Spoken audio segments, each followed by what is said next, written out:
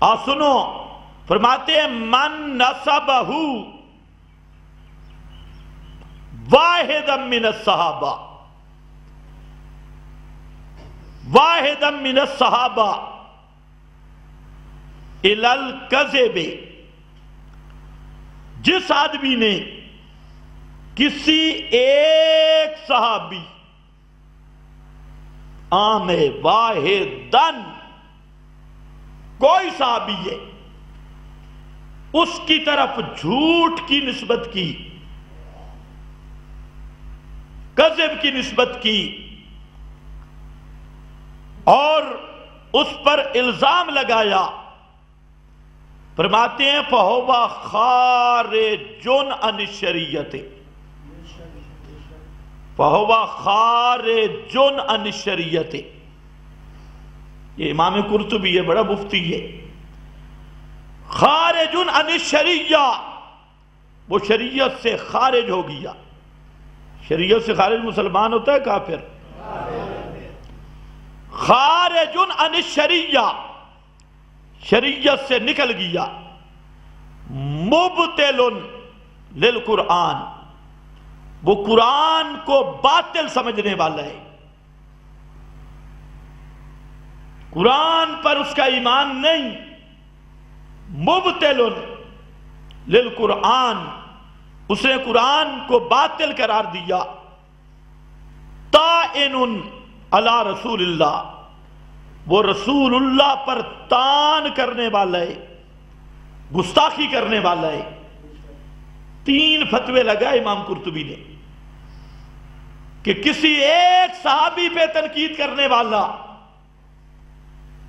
شریعت اور ملت سے خارج، قرآن کو باطل قرار دینے والا۔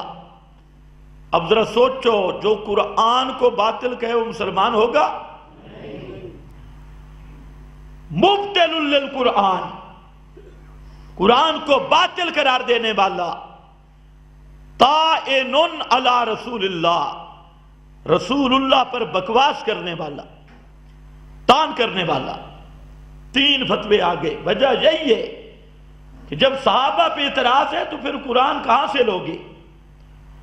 پھر رسول اللہ صلی اللہ علیہ وسلم کی رسالت کہاں سے لوگے؟ اس لیے یہ معمولی مسئلہ نہیں، اہم ترین مسئلہ ہے۔ آج جتنے مادر پدر آزاد،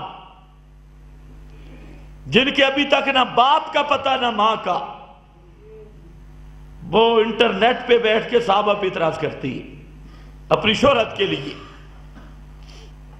ہمارے ہاں کوئی رعایت نہیں، کوئی مودودی ہو، کوئی اس کے وزن کا اور ہو، یا کوئی دیوبندی ہو، دیوبند کی طرف نسبت کرنے والا ہو، جو صحابہ پہ طعن کرے وہ مسلمان نہیں ہے، وہ قرآن کا مبتل ہے، خارج عن الشریعہ ہے، کوئی بھی ہو۔ تماشا بنائے جی کچھ رعایت کر دو، فلاں کر دو، تو اس بابے کو کیوں نہیں کہا کیوں نہیں رعایت کرتا بابا؟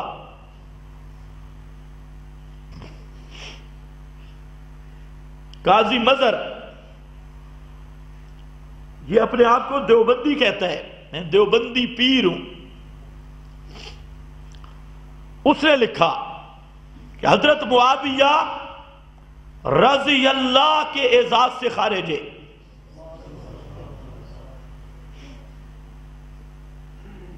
جو اللہ نے فرمایا من المہاجرین والانصار والذین اتبعوہم بإحسان رضی اللہ، وہ مظہر صاحب لکھتے ہیں پیر طریقت کہ حضرت معاویہ اس سے خارج ہے۔ کیوں؟ کہتا ہے اس لیے کہ ان پہ اتباع واجب تھی حضرت علی کی، اور انہوں نے اتباع کی بجائے لڑائی کی، اس لیے وہ رضی اللہ نہیں۔ یہ دیوبندیوں کے گھر کی کتاب ہے۔ اب ہم رعایت کر لیں کہ دیوبند کا ٹھیکیدار بنائے؟ قطعاً نہیں۔ من سب معاویہ وہو کلب من کلاب الحاویہ. ہاں اسی طرح کئی نیٹی ملا، نیٹی گھر بیٹھ کے ویڈیو بنانے والے اور یہ دیگر، سب سے بڑا اعتراض گزشتہ جمعے پہ شروع تھا، اس کا بقیہ میں نے پیش کرنا ہے. حضرت علی معاویہ کی جنگ، اس کو آڑ بنا کر حضرت معاویہ پہ تان کیا گیا،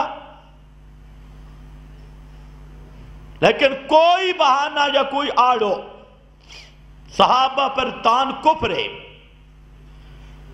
اور یہ میرا فتویٰ نہیں، فتویٰ میں سنا چکا ہوں. عمر بن حبیب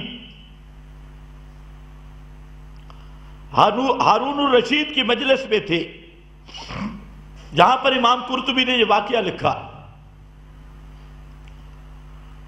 ایک مسئلہ چل پڑا،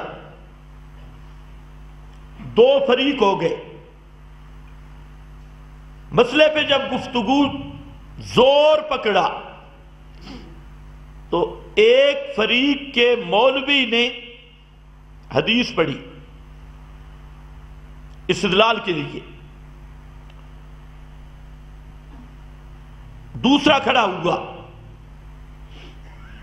مد مقابل، اس نے کہا کہ اس روایت کا راوی ابو ہریرہ ہے، وَهُوَ مُتَّهَمٌ،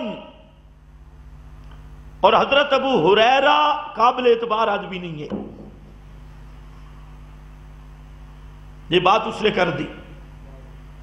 اب یہ جو مولوی تھا یہ ہارون الرشید کا ہم ذہن تھا، وہ خلیفہ ہے، مسئلہ ہارون الرشید بھی وہی کرتا تھا جو اس نے تائید میں جرح کی حضرت ابو ہریرہ پر. تو عمر بن حبیب کھڑے ہوئے، اس نے کہا کذاب، تو جھوٹ بولتا ہے. حضرت ابو ہریرہ سچے راوی تھے، نبی کا صحابی ہے. ٹوک دیا. عمر کہتے ہیں کہ میں نے دیکھا بھئی ہارون الرشید کا چہرہ بدل گیا، بادشاہ کی مرضی کے خلاف بات آئی. جب چہرہ بدلا تو میں مجلس سے نکلا، گھر چلا گیا. ابھی میں دروازے کے اندر تھا کہ دروازے پر دستک دی،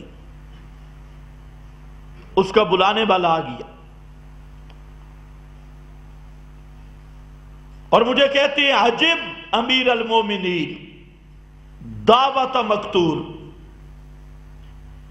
کہ تجھے امیر المومنین نے بلایا، ذرا قبول کر، اور تجھے قتل کے لیے بلایا ہے. امیر المومنین تجھے قتل کرنا چاہتا ہے. کہتے ہیں میں نے سنا اور میں نے ہاتھ اٹھائے اور میں نے کہا اللہم انکا تعلم، اللہم انکا تعلم انی دفعت عن صاحب نبی کا.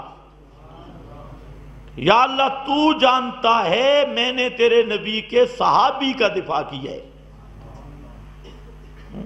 دعا تو ہے نا، تو جانتا ہے میں نے تیرے نبی کے صحابی کا دفاع کیا.